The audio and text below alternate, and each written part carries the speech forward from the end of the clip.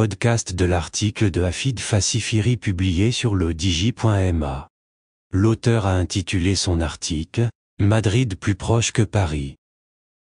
Il commence son article ainsi.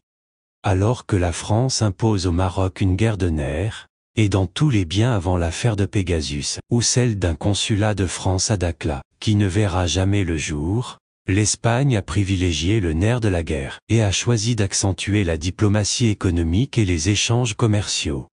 Depuis, si Paris cherche peut-être à coller les pots cassés, Madrid a brûlé la politesse à l'Élysée, et l'a certainement pris de vitesse. L'Espagne a donné le pion à la France, qui a préféré rester prisonnière d'une vision passéiste et anachronique. L'auteur poursuit son article ainsi. Certes, des épisodes orageux il y en a souvent eu entre Rabat et Paris avec des lunes de fiel à répétition, au gré de l'humeur des locataires de l'Élysée, mais jamais au point de rupture. Ni au point du chantage à l'octroi des visas ou la réduction du nombre d'étudiants marocains en France.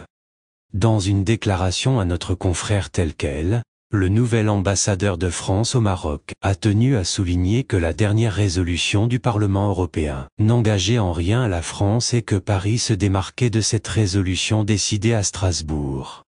La visite de la ministre des Affaires étrangères le mois dernier et la reprise de l'activité consulaire laissaient croire que la normalisation était en cours, sauf que la visite du président français prévue le mois dernier a été annulée.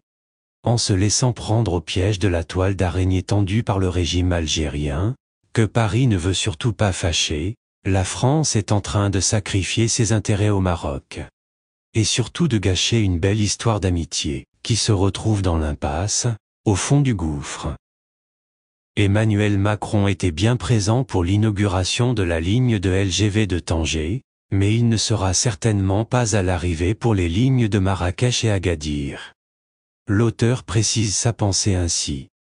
Paris a eu beaucoup de mal à s'adapter à la nouvelle réalité et aux nouvelles règles du jeu, à savoir que le Maroc n'est ni une chasse gardée ni un terrain de jeu exclusivement réservé et à la disposition de l'Élysée. Vu le mépris dont il sait faire preuve et de manière flagrante envers ses propres concitoyens, et le ton insultant et parfois humiliant dont il use, le président français qui ne briguera pas un troisième mandat donne cette impression de naviguer à vue sans aucun agenda en ce qui concerne les relations avec le Maroc. L'auteur ajoute ainsi. Sans avoir la prétention de maîtriser les usages diplomatiques, il n'y a que les imbéciles qui ne changent jamais d'avis et il est primordial en politique de ne jamais insulter l'avenir, ne jamais laisser la porte fermée. Et l'on comprend mieux pourquoi Paris éprouve d'énormes difficultés à changer de fusil d'épaule avec le royaume. Chose que Madrid a parfaitement compris et a pris en compte, car un véritable chef d'État sème des graines pour que son pays en récolte les fruits et préserve les intérêts de son pays. Chose que Macron n'a pas compris puisqu'il a exactement fait le contraire.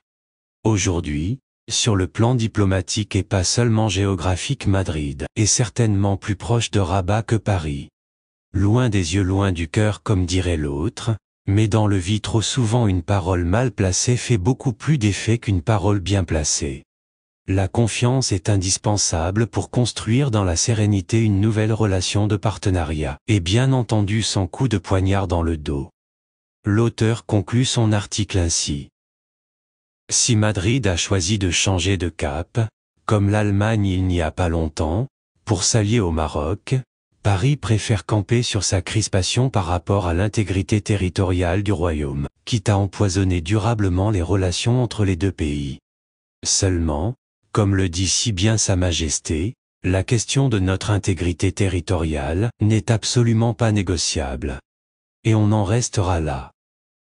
Rédigé par Hafid Fassifiri et lu par l'intelligence artificielle de le-digi Media. N'oubliez pas de télécharger notre application le-digi mobile sur Android et iOS, et de vous abonner à notre chaîne YouTube le-digi TV, si vous souhaitez être au courant des dernières actualités, podcasts et émissions télévisées.